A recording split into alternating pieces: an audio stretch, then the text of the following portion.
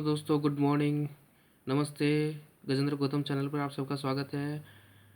मैं आपको दोस्तों बताना चाहता हूँ कि एक वीडियो जो काफ़ी हम बनाते हैं, इसमें छोटे छोटे वीडियो इसलिए बनाए जाते हैं ताकि आप लोग इसके नेक्स्ट 20 क्वेश्चन में अभी टॉप मोस्ट 20 क्वेश्चन करवाने वाला हूँ।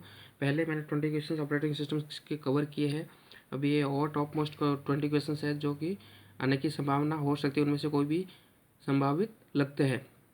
ये इसलिए इम्पोर्टेंट रहता है कि अभी इतना हमारे पास टाइम, मतलब जैसे कोई भी तैयारी करने वाले के पास इतना भी टाइम रहा नहीं, तो वो इस वीडियो को लगा के भी सुनकर भी अपन उसको तैयारी कर सकते हैं। थोड़ी बहुत जिन जो बहुत बिजी रहते हैं घरों में या कहीं काम में, तो वो भी इसको अपन लगा के, वीडियो को लगा के कान में लगा कर अपन सुन के भी उसकी तैयारी कर सकते हैं। इसके लिए अलग से टाइम देने की ज़रूरत नहीं रहती, इसलिए भी बहुत ही इंपॉर्टेंट है। तो आप इसको तैयारी कीजिए अच्छे से। डीएसएम क्या है? डिस्ट्रीब्यूटेड शेयर्ड मेमोरी है। आईडीएल क्या होता है? इंटरप्रेस डेफिनेशन लैंग्वेज है। इसका यूज़ कहाँ होता है? तो use to establish communication between the client and server in RPC calls. तो आरपीसी क्या होता है? Remote procedure calls. तो ये सारे क्वेश्चंस क्लियर हो गए। 2 क्वेश्चंस के अंदर बहुत सारे क्वेश्चंस क्लियर हो जाते हैं। तो what is boot strapping called? Boot strapping क्या होती है? बूट स्ट्रैपिंग जिसे हम कोल्ड बूट कहते हैं, ये ध्यान रखना है, क्योंकि जब शुरुआत में सिस्टम स्टार्ट होता है तो वो बूट स्ट्रैपिंग करता है, तो वो कोल्ड बूट में होता है। What is the fans register used for? ये कई बार पूछा गया। फैंस रजिस्टर का भी हर एग्जाम्स में कई बार विद्युत विभाग में इसको पूछा गया है।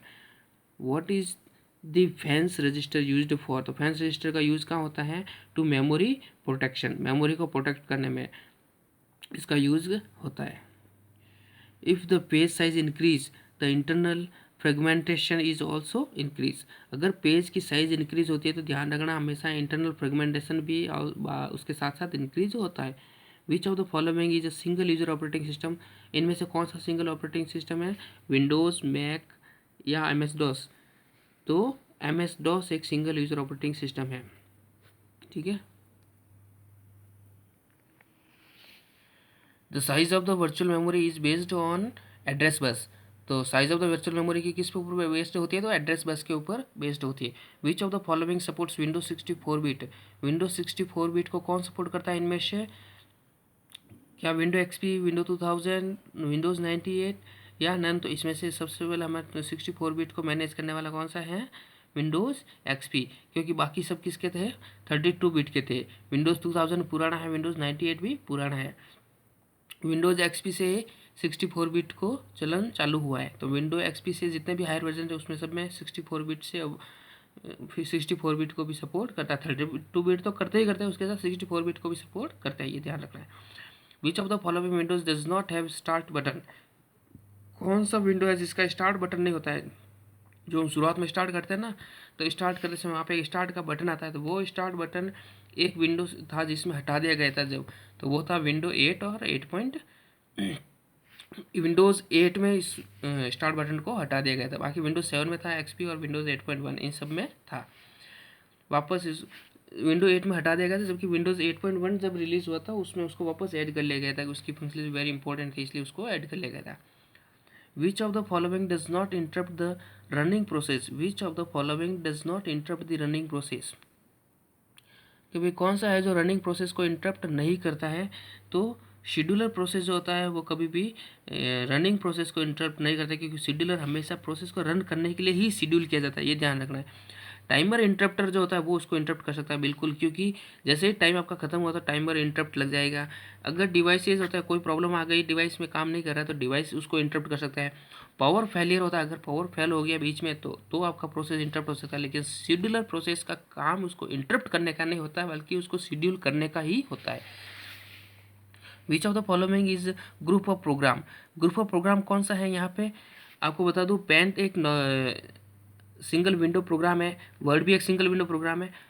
तो इसमें एसेसरीज जो होती है, एसेसरीज प्रोग्राम्स की एसेसरीज जो होती है, जिसमें आपका कैलकुलेटर हो गया, बहुत सारे कैलकुलेटर, एम एस पेंट, जो ये छोटी छोटी चीज़ें जो होती है, टूल्स बॉक्स, ये सारे एसेसरीज के अंदर आते हैं। तो ये ग्रुप ऑफ प्रोग्राम्स का एक कंबाइन होता है, जो कि ऑल प्रोग्राम्स के अंदर एसेसरीज में आता है। Which of the following operating system do you use for client server network? कौन सा ऑपरेटिंग सिस्टम है जो क्लाइंट सर्वर नेटवर्क के लिए यूज़ करते हैं? अब अपन को इनमें से ही बताना है कौन सा। एक मैक एक सिंगल यूज़र ऑपरेटिंग सिस्टम था। ये सिंगल और मल्टी यूज़र ऑपरेटिंग सिस्टम तो थे, लेकिन क्लाइंट सर्वर बेस्ड ये वाला नहीं था, क्योंकि ये पर्सनल डेस्कटॉप की तरह काम आता है। लाइनक्स भी एक पर्सनल डेस्कटॉप की तरह, विंडोज़ एक्सपी भी नहीं। विंडोज़ 2002 जो ये आया था, विंडोज़ 2000 और 2002 एंटी नेटवर्क, जिसे हम नेटवर्क के रूप में यूज़ करने के लिए बनाया गया था, स्पेशली नेटवर्क क्लाइंट्स और नेटवर्क के लिए ही इसे बनाया गया था। कब बनाया गया था? 24 अप्रैल 2002 को बनाया गया था, ये ध्यान रखना आपको, ठीक है। Which window is introduced to my computer, कि भाई which window was introduced to my computer, my computer किस में इंट्रोड्यूस हुआ?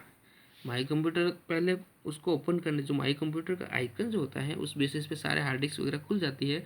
तो वो एक कौन से सिस्टम के वर्जन्स में, विंडोज़ के वर्जन्स में उसको इंट्रोड्यूस किया गया, जबकि पहले था कि नहीं था, ये चीज़ ऐसे पूछ रहा था। तो ये इंट्रोड्यूस कब हुआ? तो वो हमेशा 95 में आएगा। विंडोज़ 95 के अंदर सबसे पहले ये माई कंप्यूटर नाम का जो आइकन्स था वो लॉन्च हुआ, और उसको जैसे ओपन करते थे तो अपना सारा सिस्टम हार्ड डिस्क वगैरह अपने सामने ओपन हो जाती थी।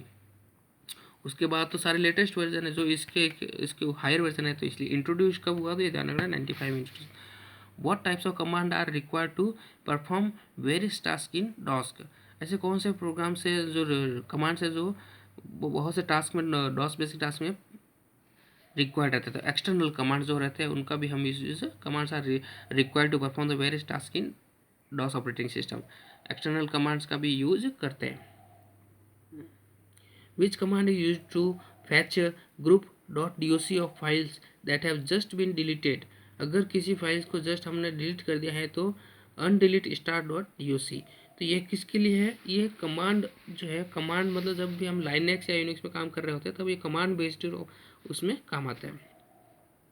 Which program runs first after booting and loading the GUI?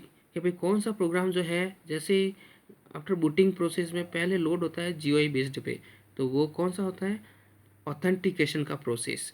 क्या डेस्कटॉप मैनेजर होता है? नहीं। विंडोज एक्सप्लोरर होता है? नहीं। फाइल मैनेजर होता है? नहीं। Authentication process. ऑथेंटिकेशन प्रोसेस का मतलब जो लॉगिन विंडो आपकी खुलती है वो सबसे पहले खुलती है। जैसे ही बूटिंग प्रोसेस कंप्लीट होता है तो आपके सामने जो GUI process, graphical user interface खुलता है, वो किसका खुलता है? ऑथेंटिकेशन का खुलता है। ये ध्यान रखना आपको, बहुत बार पूछा गया ये क्वेश्चन। प्रक्रिया क्या है? तो प्रक्रिया क्या है? तो क्या program in high level language kept on disk, program या कॉन्टेक्स्ट ऑफ मेन मेमोरी, या अ प्रोग्राम इन एग्जीक्यूशन। हमेशा याद रखना प्रोसेस मतलब प्रक्रिया, और प्रक्रिया क्या होती है कि प्रोग्राम का एग्जीक्यूशन ही प्रक्रिया कहलाती है। Program in high level language kept on disk, ये कोई प्रक्रिया नहीं है। Contact of main memory, content of main memory, ये सिर्फ क्या? Content of memory, nothing. A program in execution, किसी भी प्रोग्राम को जब हम एग्जीक्यूशन में रखते हैं तब वो कार्य होता है, प्रक्रिया होती है। वह कौन सा सिस्टम प्रोग्राम है? वह कौन सा सिस्टम प्रोग्राम है जो प्रोग्राम के अलग अलग संकलित मॉड्यूल्स को निष्पादन के लिए उपयुक्त रूप में जोड़ता है? वो कौन सा है? तो क्या वो असेंबलर है? असेंबलर का काम होता है असेंबली भाषा टू असेंबली भाषा में कन्वर्ट करने का काम होता है असेंबली भाषा का। यहाँ पे पूछ रहा है कि वह कौन सा सिस्टम प्रोग्राम है जो प्रोग्राम के अलग अलग संकलित मॉड्यूल को निष्पादन के लिए उपयुक्त रूप से जोड़ता है, जोड़ने का काम करता है। तो वो हमेशा लिंकिंग लोडर होता है, जो अलग अलग संकलित मॉड्यूल्स को निष्पादित करने का काम करता है। तो लिंकिंग लोडर होता है, ये काम करता है। क्रॉस कंपाइलर नहीं होता है। लोड एंड गो ये कोई चीज़ नहीं होती है, क्रॉस कंपाइलर नहीं होता है, लिंकिंग लोडर होता है। IBM इन डॉस का पहला संस्करण 1.0 कब जारी किया गया था? तो 1981 में सबसे पहले डॉस का 1.0 लॉन्च हुआ था। IBM और माइक्रोसॉफ्ट के तत्वाधान में ही इसे लॉन्च किया गया था, दोनों ने मिलकर इसको डॉस का निर्माण किया था, लेकिन मुख्य रूप से इसमें माइक्रोसॉफ्ट ही था डॉस को डेवलप करने में। IBM ने डॉस का पहला संस्करण 1.0 कब जारी किया था? तो 1981 में जारी किया था। उस समय कौन सा ऑपरेटिंग सिस्टम चल रहा था? तो उस समय CP/M ऑपरेटिंग सिस्टम चल रहा था। निम्न में से कौन सा सिस्टम सॉफ्टवेयर दो फाइलों से रिकॉर्ड्स को विलय करने का काम करता है? निम्न में से कौन सा सिस्टम सॉफ्टवेयर जो है दो फाइलों को रिकॉर्ड्स करने का काम करता है? तो वो यूटिलिटी प्रोग्राम जो होते हैं दो फाइलों को के रिकॉर्ड्स को विलय करने का काम करते हैं।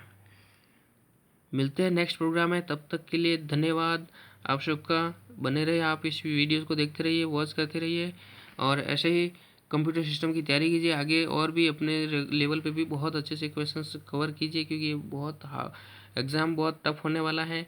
इस बार फर्स्ट टाइम लॉन्च भी हो रहा है, तो आप उसको तैयारी कीजिए अच्छे से। ठीक है, थैंक यू।